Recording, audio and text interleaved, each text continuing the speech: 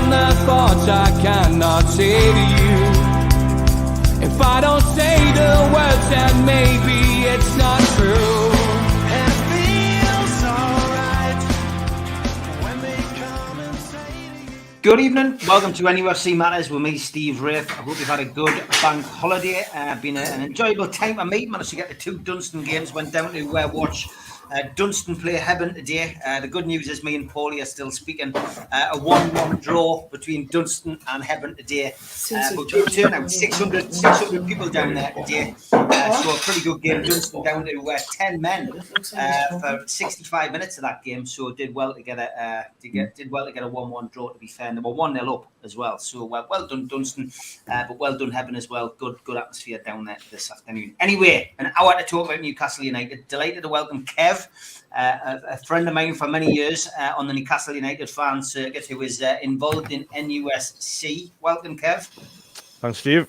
Good to be here. Good to see you, mate. Anyone's got any questions on the panel or in the chat, get them in. We'll basically put them to Kev in the second half. I'm sure he'll be able to answer them all. It's a great idea for me. We've promoted it on the show. We made it, positively pushed things out for it, and just more power to their elbows. Some good people involved. I'm sure it'll do very, very well in the fan organisation. But we're going to speak football, talk football first, and let's come to you, Kevin, first. Newcastle. Wow, those 3 games. I think we all looked at them a few weeks back. A variety of predictions on points, etc. But I've got to be honest, looking back on the shows, I think most of us predicted wins for Newcastle. Confidence is high amongst the support. We made hard work of it in the first half. Eddie Howe, I said, got man of the match at the weekend for making those bold changes, changing the formation, and Newcastle came out in the second half and just dominated the game and got the just dessert. So a 2-1 win against Brentford, 9 points out of 9, 5 wins in the last 5 games. Takes us into the next 2 set of cup finals, of course, which will be Aston Villa away and then Tottenham at home. But it's looking positive, Kev. And what was your take on the game? I don't think we played as badly as people make out in the first half. I just think we got done a little bit tactically, to be fair. And I was saying, as I was watching it through the first half, especially, we'll just get the overrun of midfield was the big problem. And I was saying just to people who were here, my son and that, and said, look, I would change it somehow, like I've said in the past, to where I don't know who's going to bring on, which way. Again, we've got a strong bench, but I thought we didn't stop the long ball early enough with one up there, because that's what they'd done. They just went long, they went direct, and we couldn't win that second ball.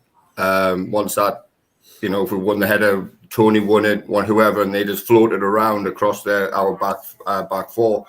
So that was the bigger problem for me. It wasn't the fact that the endeavour was there, the try. It was just difficult to stop. I mean, fair play to Brentford. That's how they play, and I couldn't watch that all season, to be honest.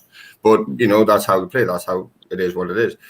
But like you said, the master stroke at half time. I think he went to a 4-1-1 or 4-2-3-1, whichever way you want to look at it. And I thought we looked a lot better with Isak and Callum Wilson just interchanging to whoever fit in where, just drop in. Wilson dropped in, Isak went long, and vice versa, and we'll cause them a bit more of a problem with Gordon and I think it was Willock initially who was playing on that left side, and Joelint was sitting in beside Bruno. So yeah, it was again, like we said, it's just and I heard from the professionals last night, it's like a plan B or A.5 if you want to call it that. Not that it would change it drastically. It was enough to where we put a lot of pressure on their back 3. So, and it's a numbers game. So if we have 3 or 4 pressing then against their 3, who they didn't look too clever playing out from the back, it just give us the upper hand. And once we got the first goal, I thought, that was it. I thought we were off and running, and they weren't going to really stop us. But it was obviously a few contentious decisions in the first half, which we'll probably get to.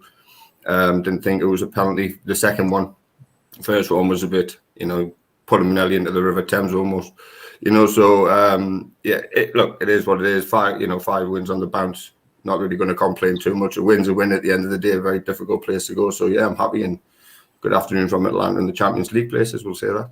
Yeah, fantastic, fantastic, mate. Kev, it's hard to believe, isn't it? I mean, you and I have sat in there, probably the Irish Centre more places than anywhere and talked about, the demise under Ashley and a lot of people getting irate and angry. How good is it, mate, to get you on a program like this? Now we'll be talking about something positive on the pitch. I mean, it's back to the entertainers' days. It's top three at the moment. Hopefully it stays like that. We've been to a cup final this season.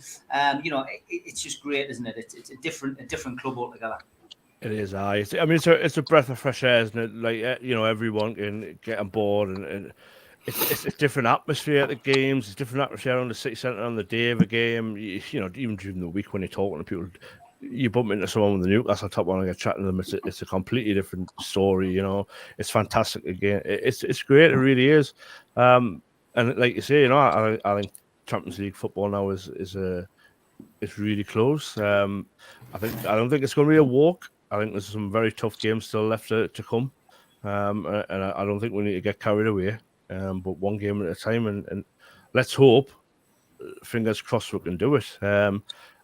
I think the next two games, like you say, are huge, absolutely massive. We've already had our cup final. Unfortunately, we lost. We weren't playing well at the time. And I honestly think if we'd played them any of that time, apart from that run that we were on, would have beat them.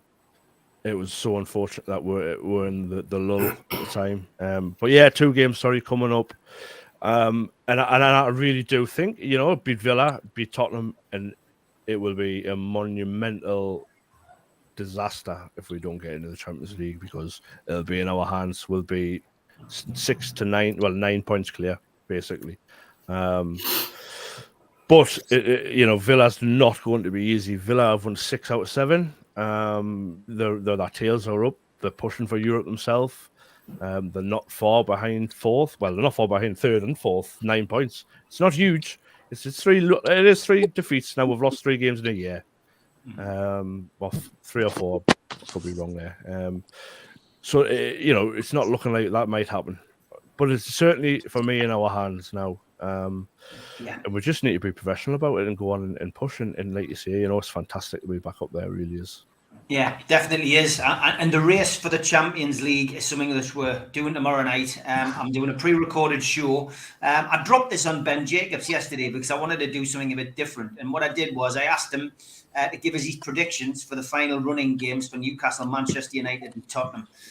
It's an interesting watch. That's previewing tomorrow, 6 o'clock. So set your reminders for that. I'm sure you will enjoy it. But all the more interesting because he's a Leicester fan. So we did talk about who's going to go down after that. He's a little bit more reluctant on that, but well worth the watch anyway.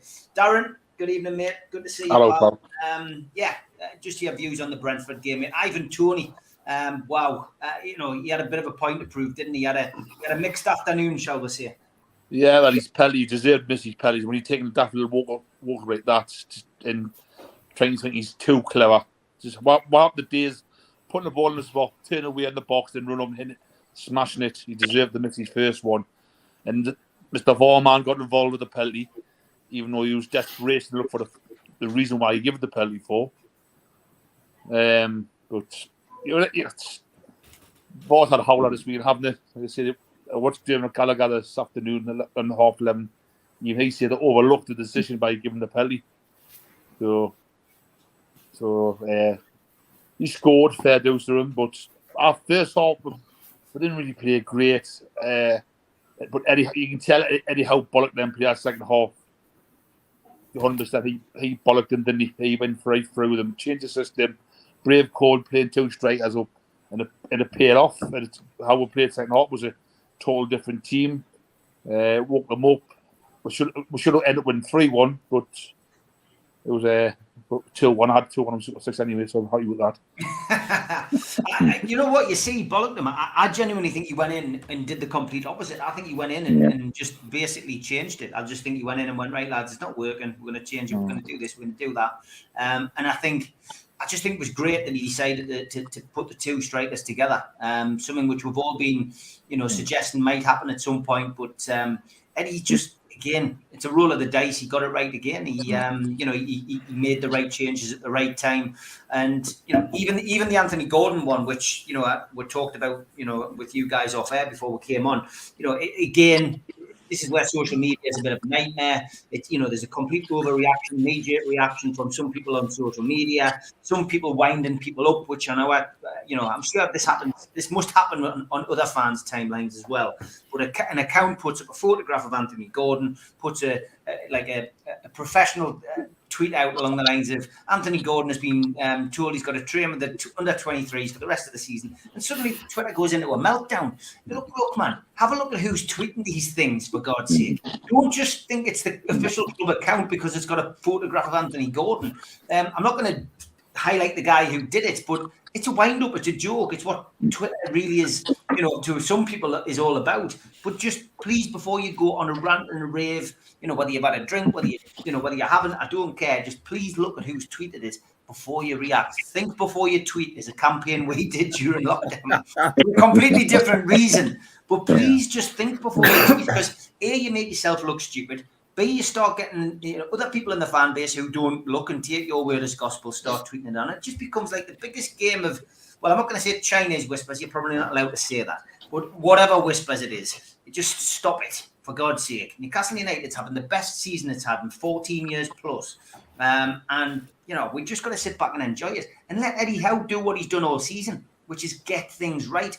And what he did last season, get things right. The guy gets paid to do the job, and he's doing the job brilliantly. So just leave it to him, and don't pay attention to these so-called armchair experts on Twitter. Ian. Hello, Ian mate. And Nate. How are you? That's my rant over with tonight. Good as gold. Can I have one? Yeah, go on. I've seen an article. I don't know whether anyone else seen it. Sorry about before, by the way. My computer's been a... Don't worry, mate. You're not making us jealous by walking around in the sun today, anyway. So that's yeah, I know. Looks like you're back in the coldest part of the world. Back in Wickham. Back in Sunny Wickham. Good lad. Peeing it down. No, Stan Cauliflower. Did you see what he put? Oh no. Oh, I think he blocked me a while back. Did he? Well, I'm not on Twitter anymore for the reasons that you did a campaign about, because I couldn't keep my mouth shut, so I thought I'd come off it. Yeah. But Stan Collymore came on talking about Anthony Gordon for lashing out. Oh, for God's sake. Now, with his history of lashing out, you know what I mean? I'd be keeping my mouth shut. I'll stick an allegedly in there, because I'm not sure if he went to court for that, but yeah, I know what you're coming from. Yeah, you stick allegedly in, I'm not asked. So yeah, that whole Anthony Gordon thing is, I see it as a positive, as I'm sure most rational-minded people do. The lad doesn't want to get brought off in a half that he's been brought on and played really well in. Eddie took him off because he felt his ankle and he thought it was the right thing to do. It'll have been sorted out, and it's an absolute nothing story. So that's a lot of rubbish. Jumping back to the game, I think what Darren just covered before. Yeah, we weren't good in the first half. Murphy, I think everybody thinks Murphy can just run forever because he does run forever. But he couldn't then. He looked leggy, he was knackered from the start, I thought. And the two substitutions that were made were good substitutions. He played what looked like he obviously put Isak behind in a number 10 role. And he just found all the space all day, didn't he? And he was linking play up. He was brilliant in that position. The 4-2-3-1 was sort of what it was like. But to be honest, because we were so on top, it was more like Bruno holding back, Joe still going forward a bit more. That's the system that I've obviously said before. I've banged on about it. I think it works for us. If we want to score more goals, we may leak more goals doing it, but we'll definitely score more goals, 100%. Gets an extra attacking player on the field. And if Wilson's not got to do as much leg work, which he doesn't if Isak's behind him, he becomes more potent, especially at the moment where I think his legs are probably a little bit sort of failing for one reason or another. I just thought we played really, really well, obviously, in the second half. And it's the mark of a good team. We've said it before. The mark of a good team is when you play rubbish and, when you can still win the game, That's something that we've done like a few times really well. So yeah, no, I thought it was a great performance. Yeah, I think you're right, mate. I think you're right. And Anthony Gordon lashing out, for God's sake. It's in fact, the explanation, which I think was very sensible, that was put out there by somebody, one of the journalists, I think, was that the referee prevented the physio going on. And if you remember, the situation. Gordon went down on the ground, clutching his ankle. You know, we're led to believe now that he did that to go down and get some time wasting in. Eddie Howe, though, thought it was obviously clearly a bit of great acting, clearly thought that the guy was injured and acting on the best part, you know, the best interest of his player, tries to get the physio on to go on and have a chat with him. And the referee prevents the physio from going on. And then Gordon stays down and thinks, well, he could be injured. And, you know, you're not going to leave him on. Winning 2-1, you know, a dangerous, you know, team in attack. They've shown that already during the game. Get him off and get somebody on to you know, to secure the points. It was as simple as that. But breakdown in communication, it was dealt with on the sidelines, dealt with probably in the dressing room, and I don't think we'll see that again. And the words lashing out as well. He didn't hardly lash out, did he? You know, rubbish, absolute garbage. Yeah, he shrugged his shoulders. My man lashed out more than that when I nicked a piece of toast off a breakfast plate. You know what I mean? Exactly, mate. Exactly. Barry, what was your take of the weekend, mate? Really good game. I think the big thing for me is they're showing that they have got a plan B. They have got an alternate strategy to go forward, which is the one thing we're worried about with Howe, that he's going to play the same system all the time, no matter what. I think he put his cards out there. He put the two strikers on up front, which worked really well. I'm over the moon. Wilson's starting to look like the sort of player he was earlier on the season. He's starting to pick up his fitness, or whatever has been the issue seems to be fixing itself. I totally agree with you guys. I think the Gordon thing's getting blown out of proportion. This happens. You know, Anderson got taken off not so long ago. He hadn't been on the pitch a huge amount of time. He didn't react like that, but some players do, some don't. It's all about how they deal with it the next time round. The thing that made me laugh was this comment about from the Brentford manager about us in the dark arts going on in the squad. And I just thought, can they explain to us why he obviously put it in their game plan that as many players as possible on their team would target Bruno's ankle? Yeah. And chop and change it so they didn't get booked out of it. That there would be one guy would slide in and try and clip him, another one was sliding. Is that not just as dark as the supposed stuff we were doing? Because that, for me, was absolutely shocking. Their team wants to be held the rights for that they looked as though they were deliberately going out to try and injure a player on the opposing team. And I know that everybody's totally aware that Bruno's got that injury, but God, how you know, it's meant to be a professional game. The referees shouldn't be allowing that sort of tactics to go on. But Bruno's my worry. I know I read his comments saying that he's picked up the knock, but he's playing through it. I just don't want him to continue on to the end of the season, then us find out the injury's a lot worse than it could be. But I can understand that he's so vital to the team, especially with the games coming up, that they're going to play him. But you think, I know Mitch said it the other day, Steve, it's like he's playing through that injury, he's playing through the pain. And I'm thinking, is he going to come back to bite us on the arse? I hope not. But as for the game itself, I think roll on Villa. I think Villa are there for the take, and I don't think they're as good as people make out. They may have won a few games recently, but when you look at the competition that they've had, I think Brentford would be a tougher team to play against than Villa. So bring it on. Yeah, bring it on. Batman, good evening. You know, I don't even bat an eyelid now when you come on, to be honest, like, Vince, because we've had a whole host of disguises on this show, so Batman doesn't surprise us. Well, this is what I'll be wearing in the Great North Run, so I just thought I'd preview it. Now, have you got your link? Have you got your link to stick in? Make sure you stick it in the chat tonight. Me and Vince are doing the Great North Run again in September for the Teenage Cancer Trust this year. I'm pleased to say that Vince's costume is a lot less restrictive, so hopefully not as many stops and covering them with water like I had to last year. But yeah, but look, put your link in and please sponsor Vince. I've managed to get up to 200 quid so far. We've both got to hit 345 quid each, but I'm sure we'll do that between now and September. But yeah, Vince, what did you make of the game? Well, like says, I'm like, well, Kev, like says, I didn't think we played too bad at the beginning either. Like says, it just you look at the way they played. Like says, a lot of long balls, just bombing it over the top. We kept control. What are their chances? Like says, yeah, they got one offside penalty. I think was a Botman next to me trying to destroy. And there, like that was standing. Like says, that was never. Like says, how the other one was a penalty. Don't know. How does it take you 4.5 minutes to look at something to make it that's clear and obvious? If it's clear and obvious, it doesn't take you that long, does it? It's clear. Oh well, there you go. And the referee was looking directly at it and didn't give it. Your referee's got to just grow a pen, just say, look, no, mate, you're wrong. But they don't. Go with the referee and he looked at it and gone, what were you looking at differently? It's just a joke. And then, but yeah, Alex is like, I heard Isaac interviewed after the game, and apparently he said Howe didn't even mention the first half. Didn't even mention the first half. He just went, right, okay, this is what we're going to do. And that's what you do. He's enforced positivity. This team are just like, you see, like, and that's what I just love to see, the passion, the fight for them, all of them, to step over that line and they give it them all. Like Mark says about Villa. I'm not scared of Villa. People going on, they've won 6 or 7. Look at who they've played. God, I mean, I think we could put 11 together and beat Chelsea. Come on, man. Like, it's just like they've not really played anyone. You look at Brentford, like his unbeaten home record. We've gone and done that. We're just breaking records as we go, just game after game. We don't fear anyone. The players don't. How doesn't? Like says, and he did. Like he says, he's taking it game after game after game. Like he says, don't get carried away. Why not?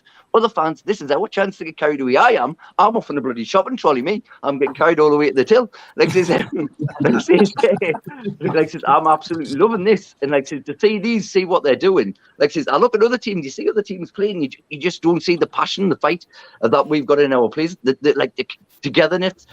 Like says, even like the Gordon thing. Like says, how much it lasted? Lasted like a minute. Because then after that, he's over the crowd, cheering with the crowd. Like we were not, he's in the photograph, smiling away and all that. Like says again, blown out. They just like all it is just they're all jealous. They're all jealous. Like they see what we've got, and they're just like says that they're just trying to hammer we down. Like it says these comments, like says Frank after the game, great goal by the £63 million player. Like says right, okay, like we didn't know that. Like says that way, man. Like says mention all like Man City's players. Come on, get the list out. How much are they all cost and stuff like that? Nah. Just a joke in the dark arts. Oh God! Like I thought, does he think we've got wizards and witches working for? We're putting spells on them or something like that. Good God! I know wizards and witches next. Exactly.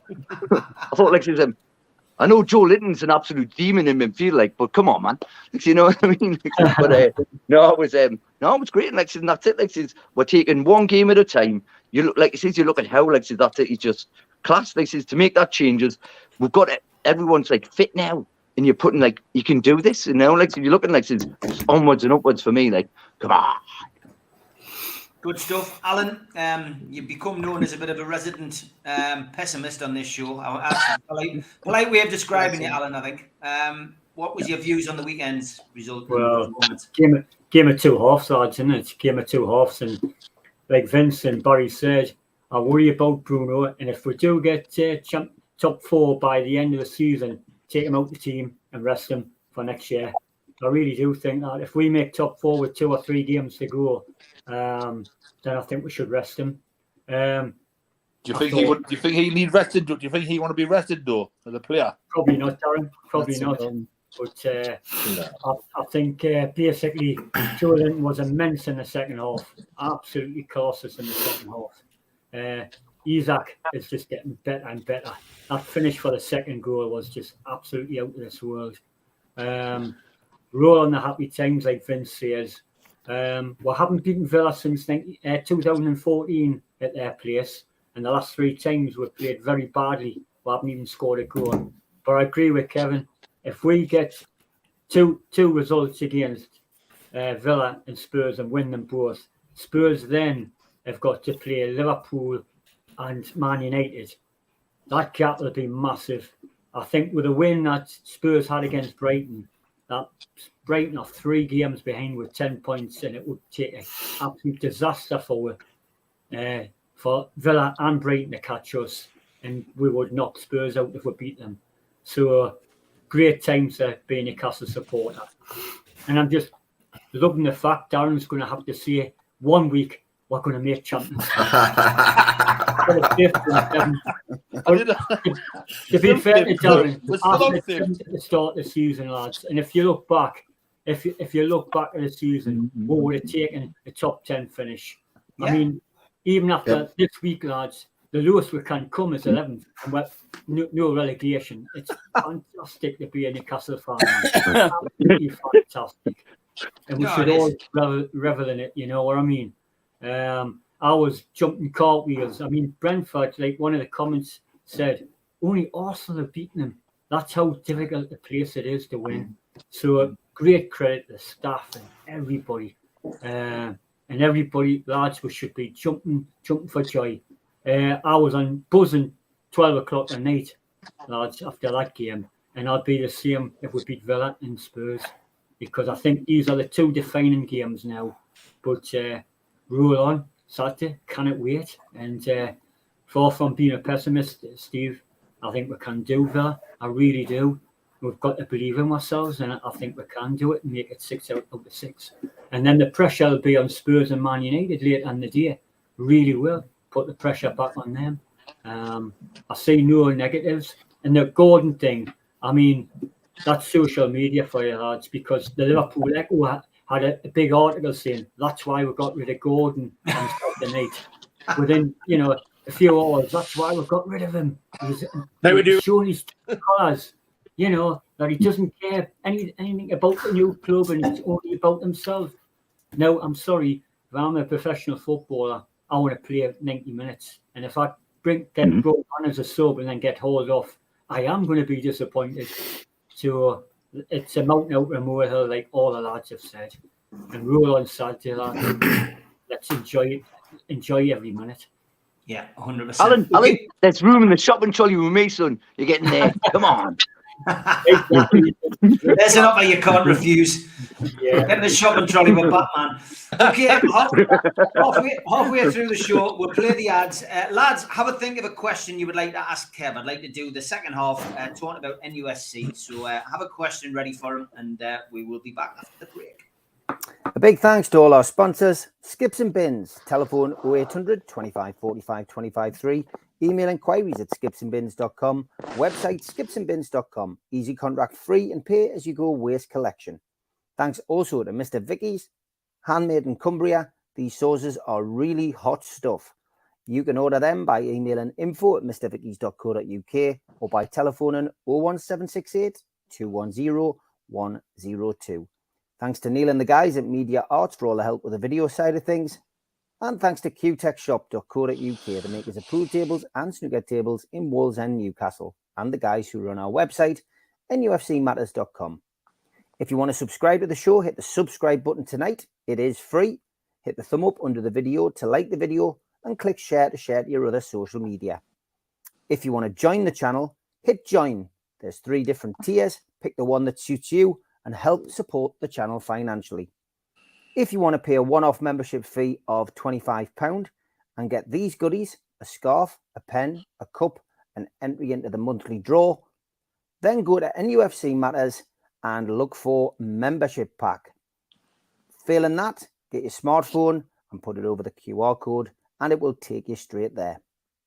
We're also a podcast and you can find us on iTunes, Spotify, Podbean, and other podcast providers. Usually goes up 24 hours after the show has finished. We also support the food bank on this channel. If you want to make a virtual donation today at the Matchday Bucket, go to nufcfansfoodbank.co.uk and you can make a deposit today.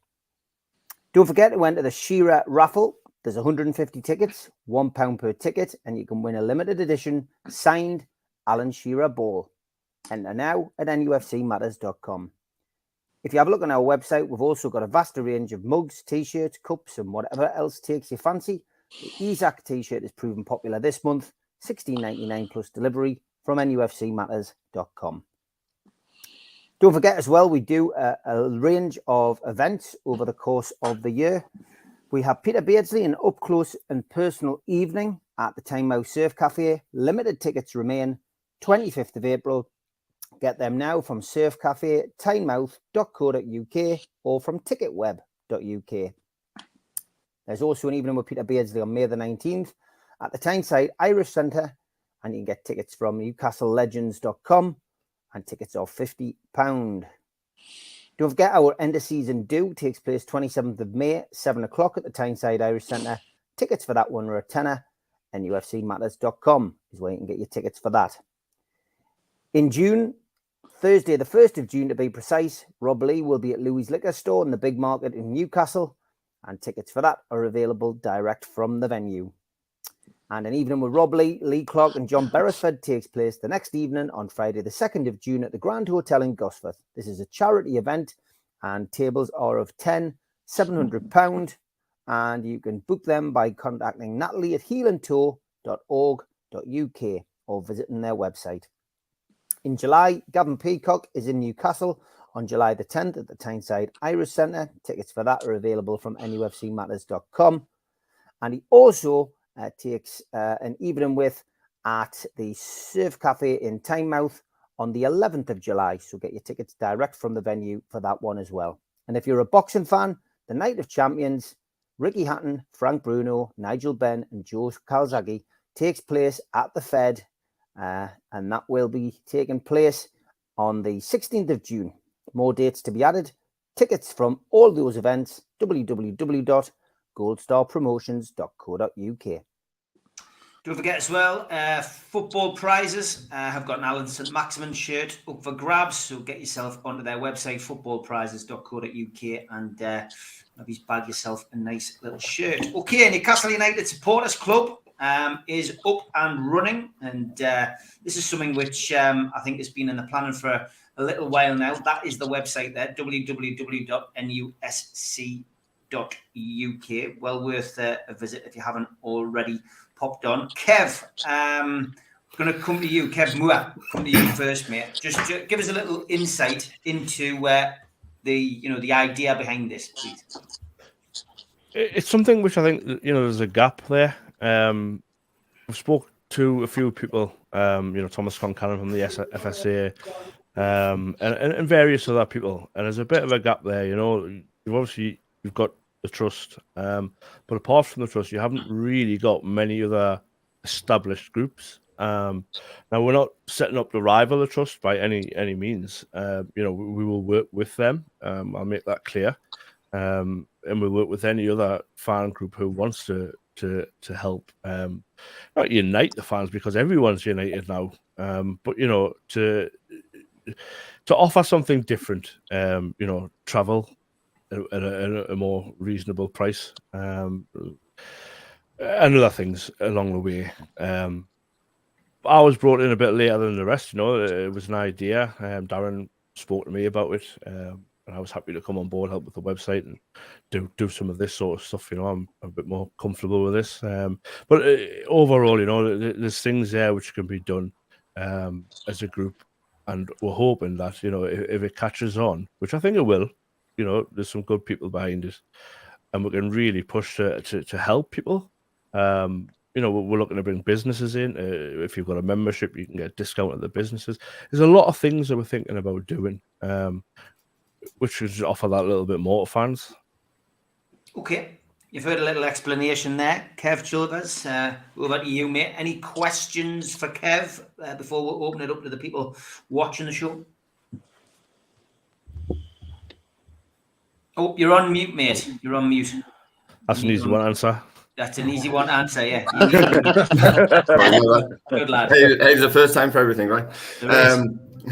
No, just being an expert here in the United States, I know we've got a big fan group nationally as well as regionally. Is there any thought of having people on board like yourself within the new group, which we all appreciate, and want more groups involved with the club? Is there any considerations for that going forward from like myself, because I'm part of a group here in Atlanta, and I know there's, like I said, there's a national one here as well, plus 50 other states.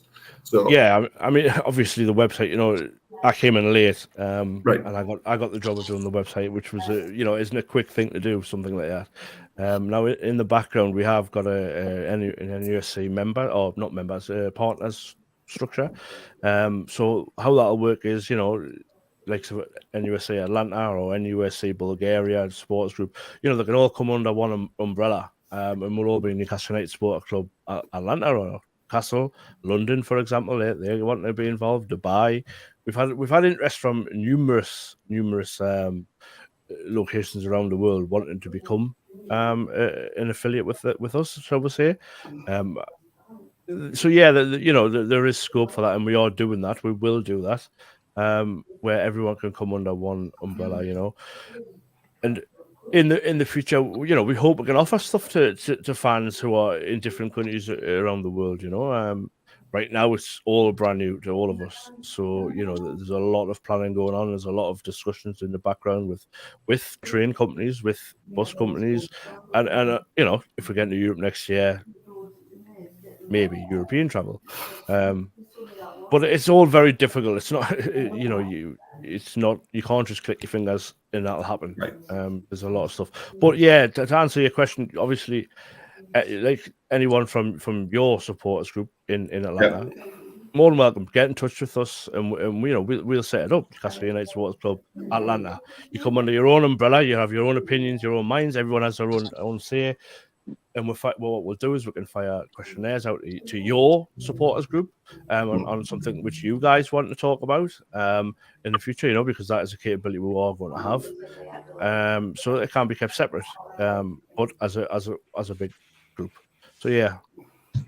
Yeah, sounds good. I'll pass all the information on, and I'll get in contact for you lads to get in contact with people I know over here within the group who lead the group and stuff like that. So cheers, appreciate that. All right, no great stuff. Darren, any questions for Kev? Is this the NUSC who does all the background and all that? Is what, sorry? It's all who do all the videos in the background and all that. The video trainers and all that in the training ground. No. So NUSC is like it's the new supporters group, Darren. Oh, right.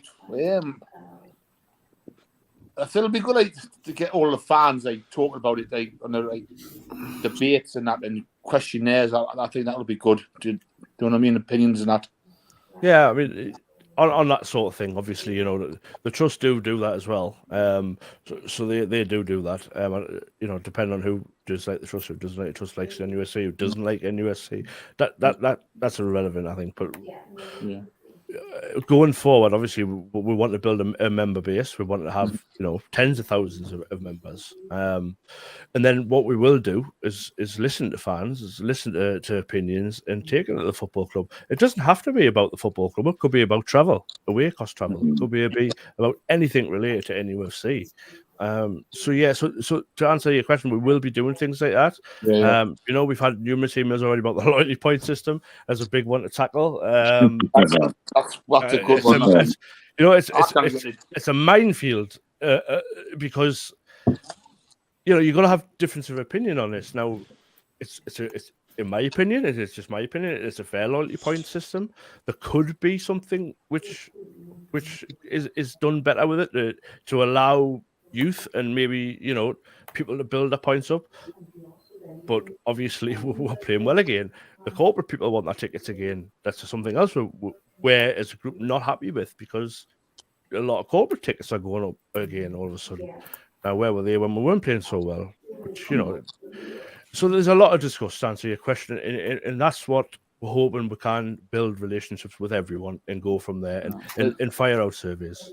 Like the away game, like loyalty points. You leave, like, say, 100 tickets to a ballad, so fans at least got a chance to go to it. That'd be, and I like it is. I think it's like you said. I think it is unfair. But for me, I want to go to away game. Like, I kind of get. You need to get points to go to away game, but it never comes to. Yeah, the 1 point.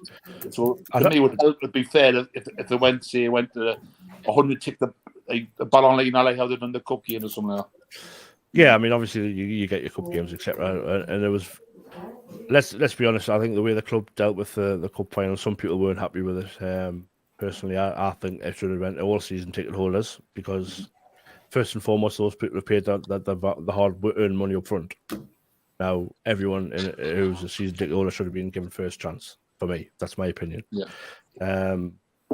But it will differ, and I respect that. And you've got to listen to everybody, and everybody has to take every one of their ideas on board. Now, England have a really good point system for me, because they do a ballot, and it gives an opportunity. I started following England a while ago, and Darren was one of the people who I travelled with. I didn't know anyone who followed England. Found out he did, got in touch, and he welcomed us in. You know, and I went in to them. Now, I didn't have any points, but because of their point system, I had the opportunity to get tickets through ballots and things like that. Now, it's a fair system, it is also not to those who have done the time, especially under the Mike Ashley era. For someone all of a sudden to say, "Well, we want 10% of the tickets to be kept aside for us," I don't know. It's a really tough thing. What's the England system, Kev? Explain it to me. So it's just like Darren said. Actually, you have your top cappers will get priority, and then it'll come down, but X amount of tickets will go on a ballot. Right. Okay. So it gives other people an opportunity to get a ticket and then get a loyalty point. It's simple as that. Exactly what it does. Yeah. Right. Okay. That's simple. When we get to the Champions League final, folks, it's going to be even worse than it was for the League Cup final. You do realise that? I think it's only 15,000 tickets or something. So God help us all in that boat. Okay. Batman, Vince, over to you, son. Have you got a question for NUSCs, Kev? Yeah.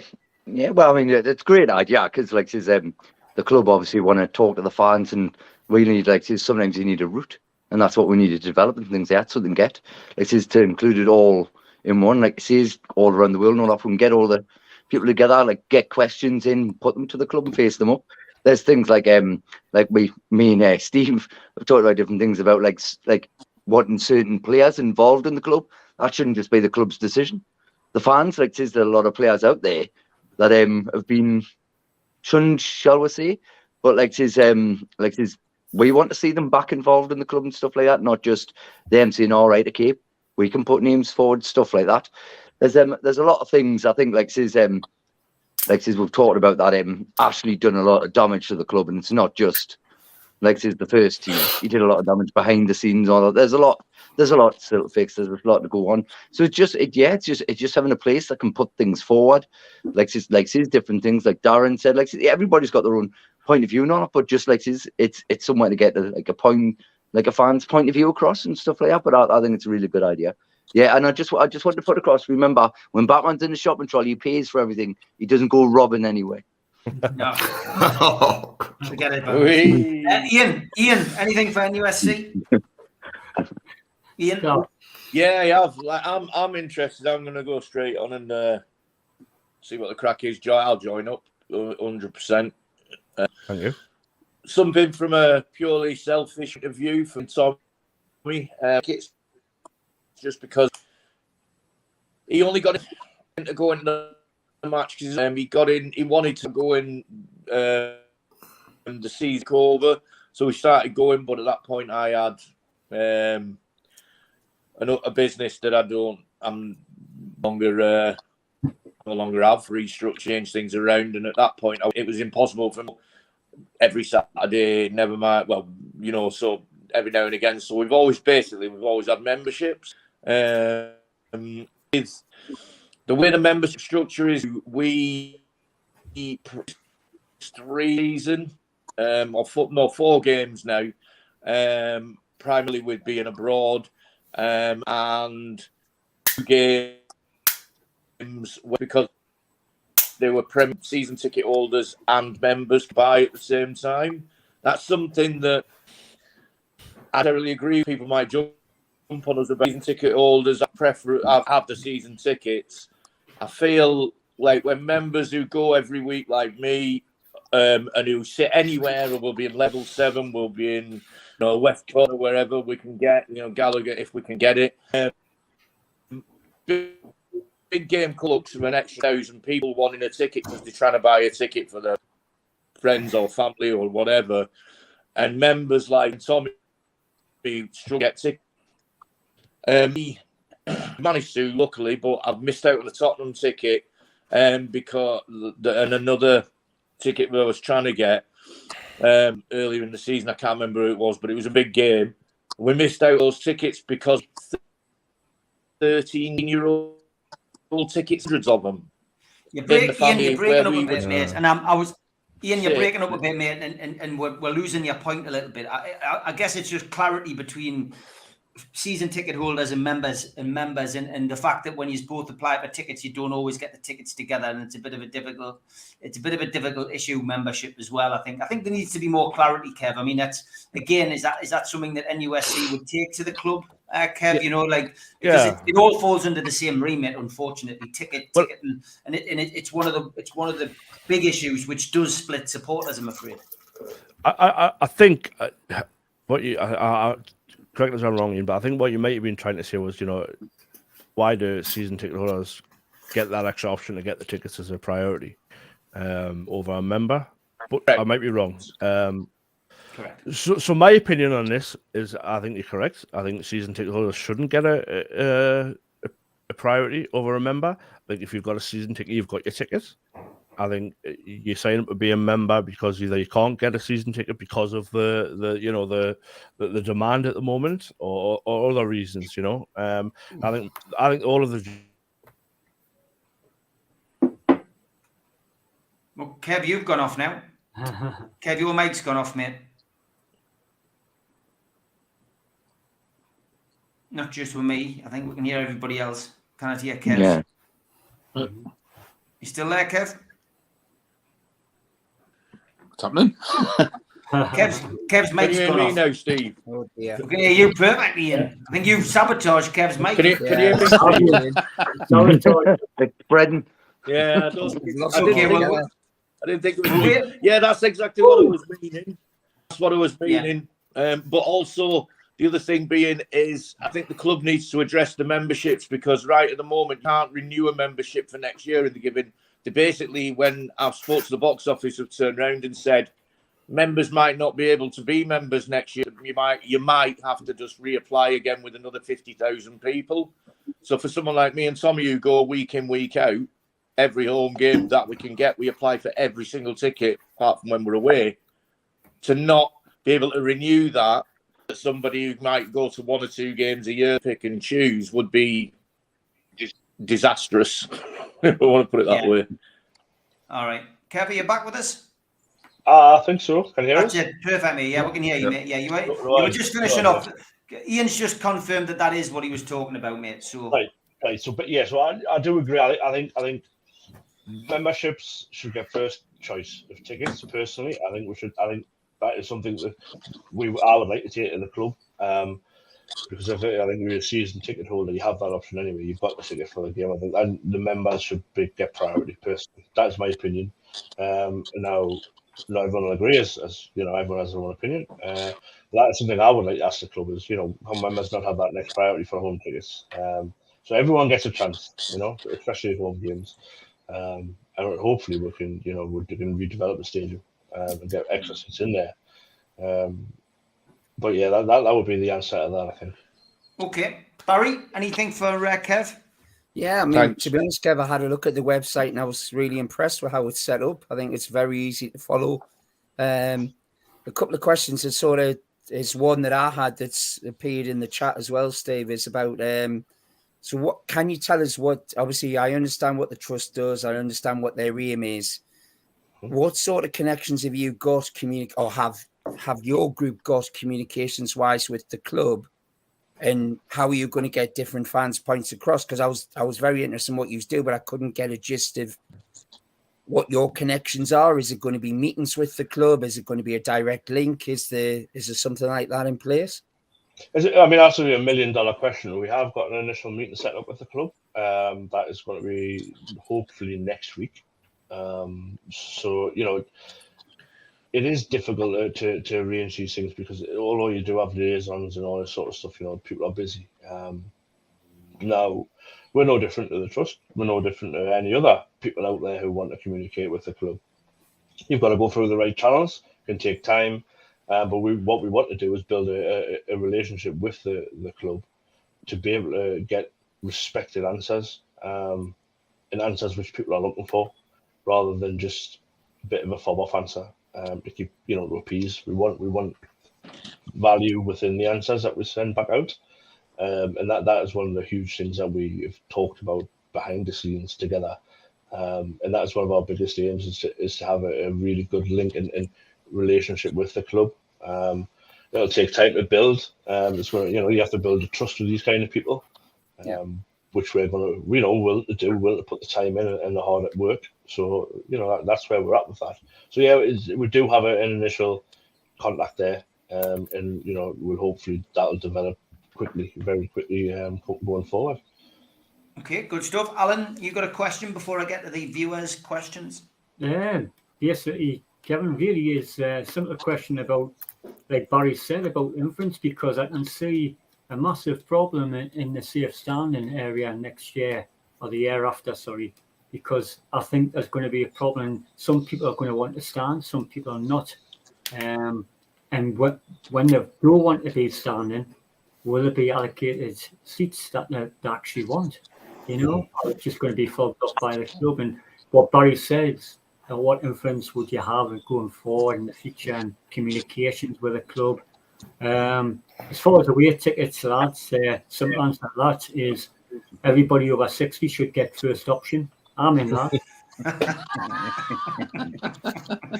It's funny, you know, because this is the thing with tickets. Like, you know, it is, you can't help it if you want to look after yourself, and then everybody else can sort themselves. But it's that connection, Kevin, going forward.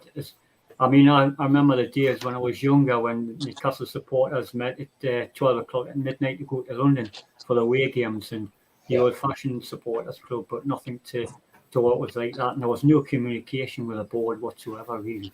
But it sounds great, like Kevin, if you can, for transport, because I haven't got a car, so it would be great for things like that, for transport and cheaper transport in the future.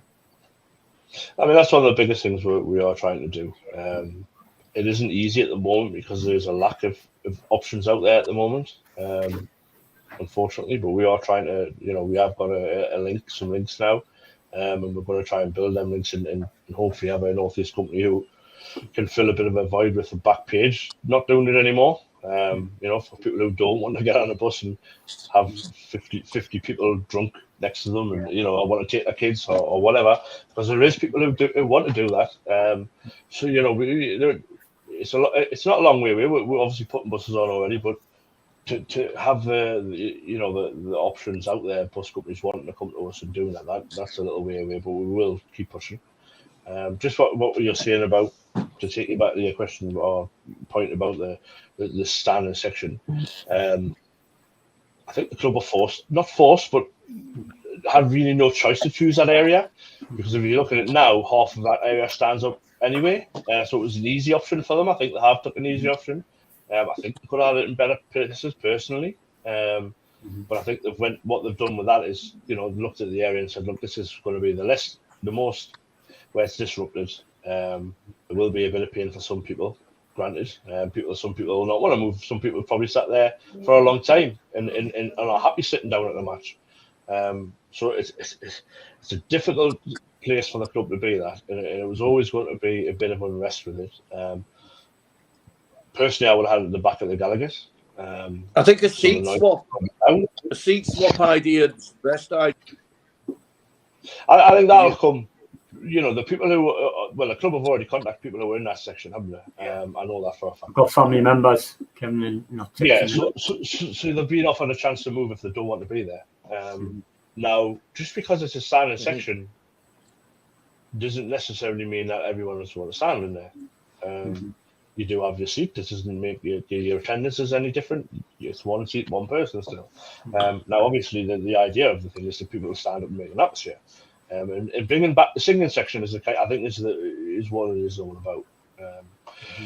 It's very difficult now because obviously we've got a lot of season ticket holders, and going forward, when if the ground gets restructured and added to, that could be then a better option to move people around. I mean, I would love to move into that section. I currently sit in the opposite corner with friends. We stand up. We're luckily we're in the back row, so we don't have a problem.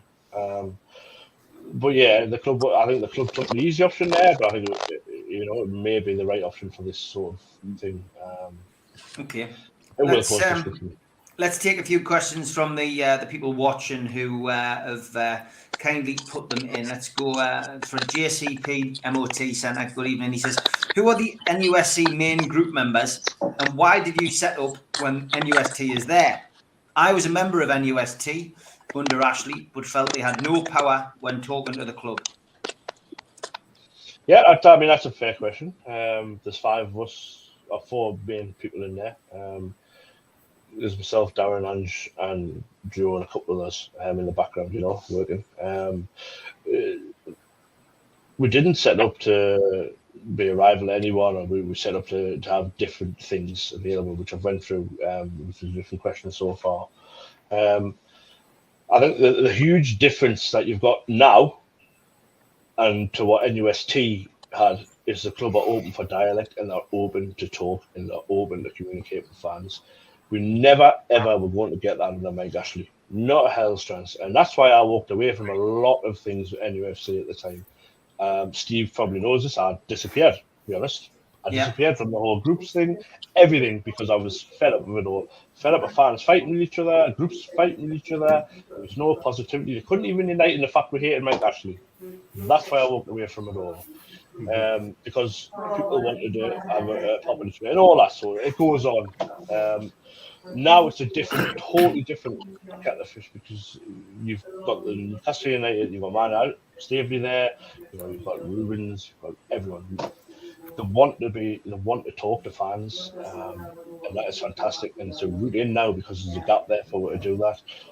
And I'll quickly fire a club out there. Feyenoord have a great model. They have all of their communication comes through their fans club, and it's a great model to follow for us. And we're going to get in touch with them and ask how they do things. We're learning. We're going to learn. There's a lot we need to learn, and we're open to ideas and everything, But I think that's a huge difference. Mike Ashley in the current regime, and that's why it's different now, and that's why we're not just taking things to the club. We're doing other things, which is part of the membership. We're looking to, like you say, get businesses involved where you'll get a discount at going to a restaurant or a bar in the town. You're an NUSC member, great, there's a 10% discount. It's going to be hard to get all them people involved. We need the numbers to be able to make that happen. But that's what we aim for, and that's what we really, really want to drive. And it's just another positive thing that can be done in the current thing that's going on with Newcastle. Kenny says, when will you be able to log into the website? Can you log into it? Will you be able to log into it soon? So we've got we use a company called Club Collect who do all of our membership collections and all that sort of stuff, because there's a lot of admin work involved. But there's only 5 of we all have jobs, we all have lives as well. So we do use them. They're currently working on a roadmap of things they want to develop, and what I've said to them would like. And one of them is a login area. I was thinking about just making a little login area myself, but I'm going to wait for them to do their bit, and they then will fire in, into our site. We'll just put a login section up there, and it'll come up. You log in, you'll be able to see all your details, and you'll probably be able to fire questions that were across through that. So it is being worked on, but it's out of our sort of hands because it's with Club Collect. Okay. We don't want to mess that up. Yeah.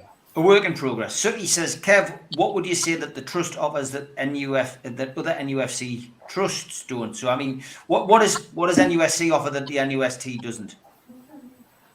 Well, we're going to offer cost travel. We're going to offer, I don't keep going about that, we're going to offer a membership card where you can go into places. Transparency is one of the biggest things.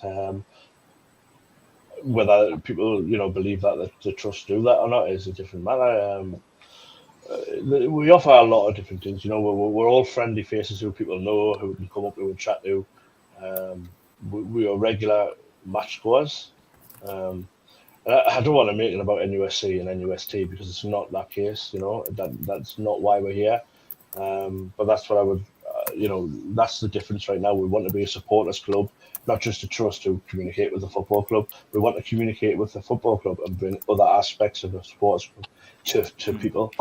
Okay, I mean, Tom Lynch, we've covered the travel, so I am coming to these questions slightly later than I hoped. But yeah, they are planning on doing travel, which is essential as part of the organisation. They're going to do that, which is good, especially with Backpage dropping out as well now. There's a void to be filled, and European travel will be needed. So that's something which I know, obviously, Darren and the lads who do England as well as Newcastle will and Thomas will be able to sort out as well, I'm sure. So I think good, reliable trips to Europe will be guaranteed with NUSC. Derek Sharp says, what is going to be the difference between the trust and NUSC? Kev's already said he doesn't really want to make it, but unfortunately, you're always going to be put in that into that little section of it's NUST versus NUSC.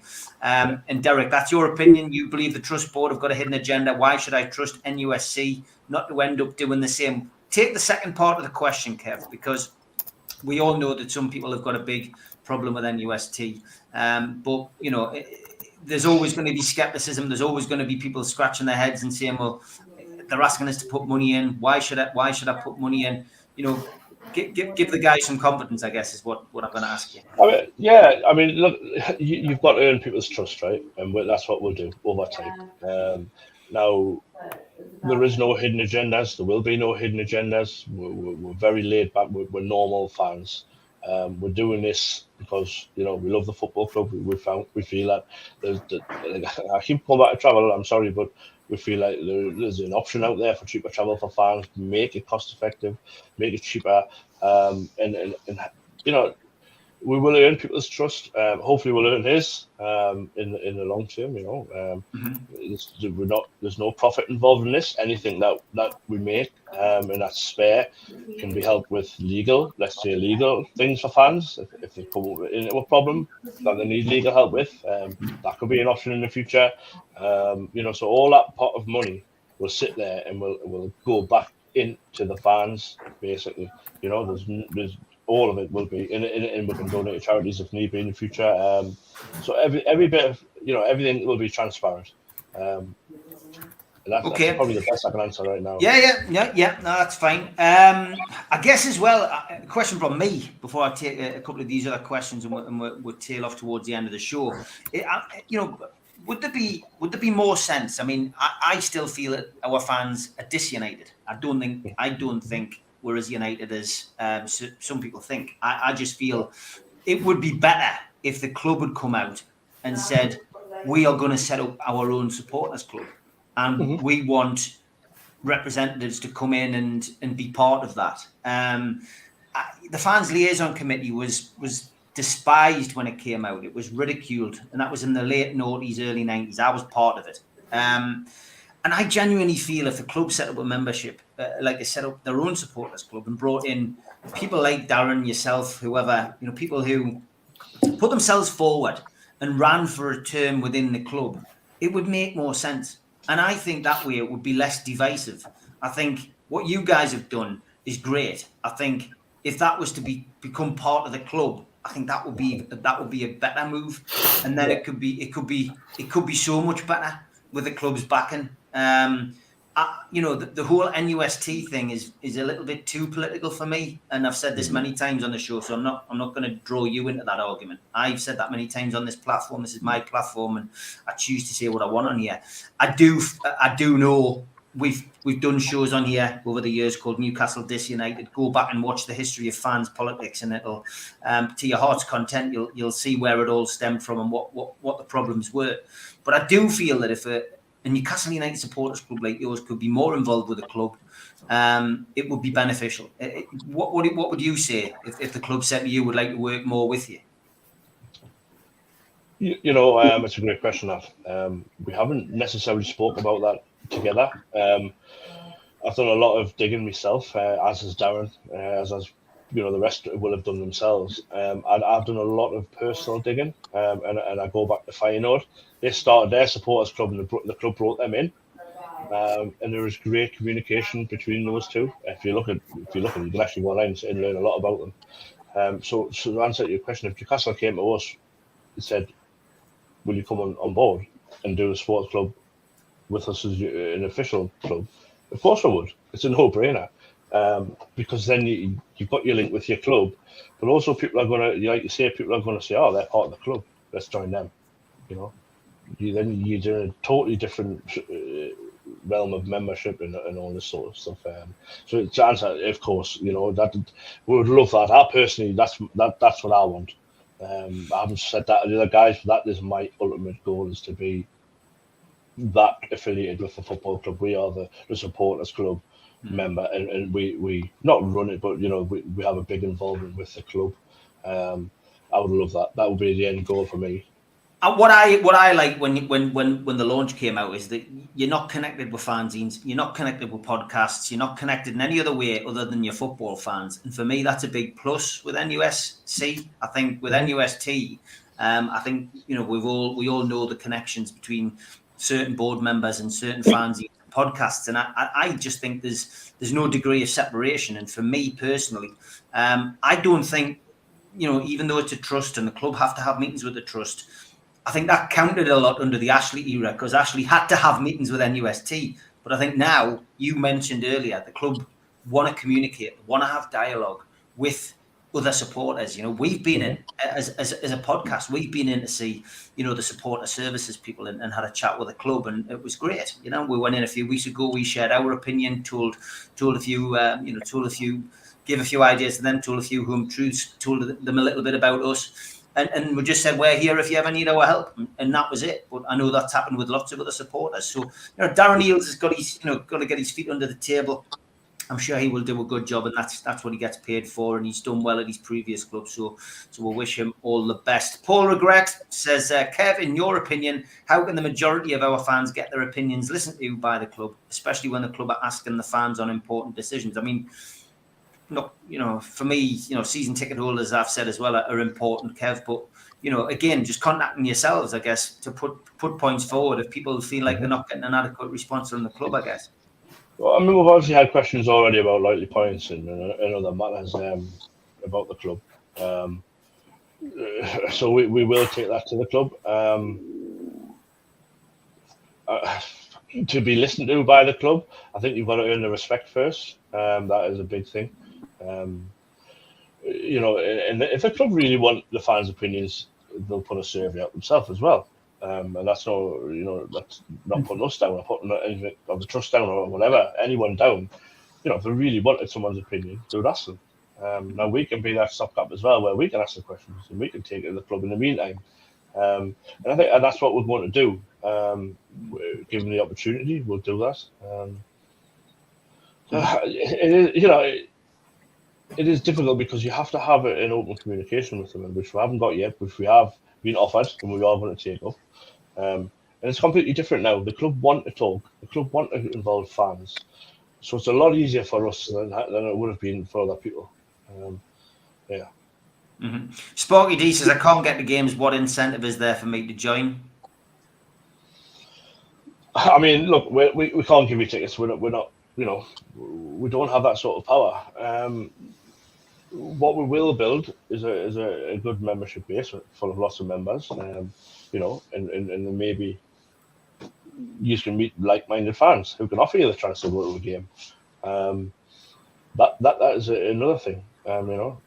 We've got a Facebook page, we've got Twitter. People talk to each other, and you get to know people. It'll be a circle of Newcastle United fans, and options will open up to go to a game. It happens on other Facebook pages now, where tickets become available and people take them.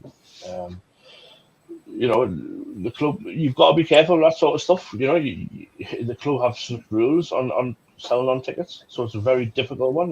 It's grounds which you've got to be careful. But I'm sure by joining NUSC, that will open up for other people to get tickets. People will start talking to each other. I'm part of the club, the membership club. Oh yeah, that's what I'm at. And you'll get to know people, and in that, with that comes further opportunity for tickets, I guess. Yeah, Junior Turner just wants a better avenue to get his music into the club. He said, contact the lads, Junior. You might be able to help. Buck Tizer wants more Madry boss. I'll go with that. I'll get behind that. And last couple of questions. One was from Tom Dixon. Will you be having meetings with supporters? Will you be doing open meetings with fans at any point? Is that a plan? Yeah, of course. Everyone's opinion matters. There's no opinion that doesn't matter to us. So we will, of course, do that. We're in the early days. We don't want to rush into anything. I don't personally feel that there's a great need for a big, huge meeting right now, like we would have done under Ashley, because of the circumstances that we're doing well. The positive communication from the club. But we will have meetings. And more so, to go back to my point before, people that know each other, get to know other fans. You know, like-minded people coming together, having a pint and talking to each other about football. It's a good time to talk about football up here. So yeah, of course, we definitely will. Great stuff. I think we've had that as well. You're gonna have a meeting with the club. So JCP, we know that the club haven't got a view. I guess they're just happy to meet different supporters groups, which is great. A football related question: you want Kev Wilson and Isaac on from the start or not? No, for me. No. I think we're doing well enough with one striker up front. We're third. That was the first time. Well, it's not the second time I think we've seen that this season, is it? Maybe more, but it doesn't happen very often, you know. And it's good that we have that backup option there. Yeah. Okay. Good stuff. Any other questions from you lads before I go around the table and ask you for your predictions for Villa? Is Kev coming to the end of season 2? He's more than welcome. He's more than welcome. I'm sure he will. You can bend his ear then, Ian. It's good to see Club Alang in the chat. He says, I've changed my ringtone on my alarm to the hokey cokey last night. He says, it took us an hour to get out of bed this morning. Good to have you back, son. Good to have you back. Can I just ask one thing I did see on the website when I read through? It was talking about events that you might be setting up in the future. What sort of events are you talking about? Well, talkings, end of season events. We're also on junior events. We feel like there is one happening over Easter, but junior members events. So they set that up with the club. Easter parties, Christmas parties, lots of different things. I mean, we're also looking to get involved with let's kick football, racism, and all that sort of everything. We want to be a community group as well, and bring things together. But yeah. Anything, just general meet-up events as well. So there's lots planned. Cool. Good stuff. All right. I think there's been transparency there from Kev. Thanks for your questions in the chat, as always. Let's have a quick prediction from everybody. We'll start with you, Barry, on the bottom.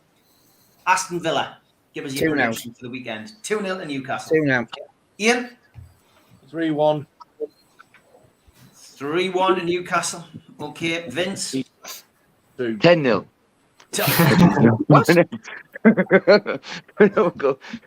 Nah, I go by 2-0. I think Lex says I don't know them. There's no one in the team that really threats us. So, yeah. All right, mate. Kev? I think it's going to be a very tough 2-1 win. I think it's going to be a very close game. Okay, Alan. 3-1. I think it's going to be very tough. I just hope. I would love it to be 1-0 actually, Kev, to be honest, and stop Ollie Watkins from scoring. So, but I think 3-1. All right, Darren. 2-1. 2-1. Last but by no means least, you, Kevin. 3-1.